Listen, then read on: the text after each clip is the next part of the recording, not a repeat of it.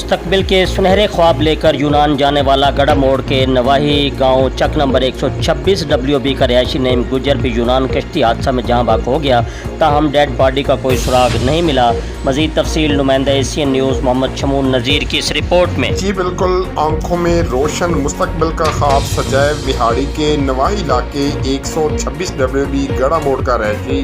मोहम्मद नईम भी उन बदनसीबों में शामिल है जो यूनान समंदर कश्ती हादसे में जाँ बक हो गया, जिसका ना कोई सुराग मिला ना ही लाश मिली। गम से निढाल उसके वालिदैन ने आज अपने बेटे को मरहूम मानते हुए उसके रूह के असाले सवाब के लिए कुरान खानी का एहतमाम किया। नईम गुजर ने अपने घर वालों की खुशहाली का ख्वाब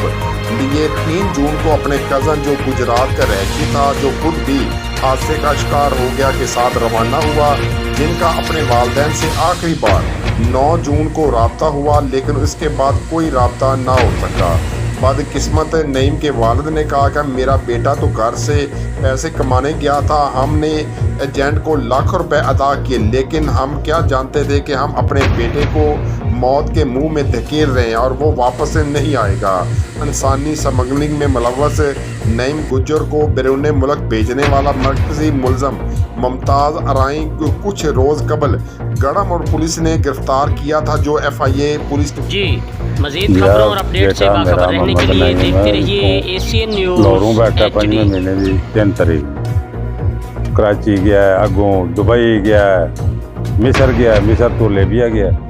फिर वो साडा उहदे नाल राबता होंदा रहा, ठीक ठाक रहा, तकरीबन हर रोज़ नहीं कि दूसरे दिन राबता होंदा रहा। अगों 9 तारीख नूं उसने जुमे वाले दिन ये सुबह साजरे मैसेज किया कि मैं शिप च बह गया,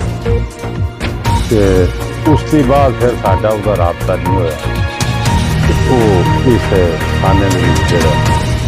हूँ जरा तो सारा पता, साडा बंदा यूनान भी गया है बाडियाँ वेखण, उसको पता करन, सानू कोई मालूमात नहीं लगी, तो असी यही समझिया कि ये हुण अल्लाह दे अज़र हो गया।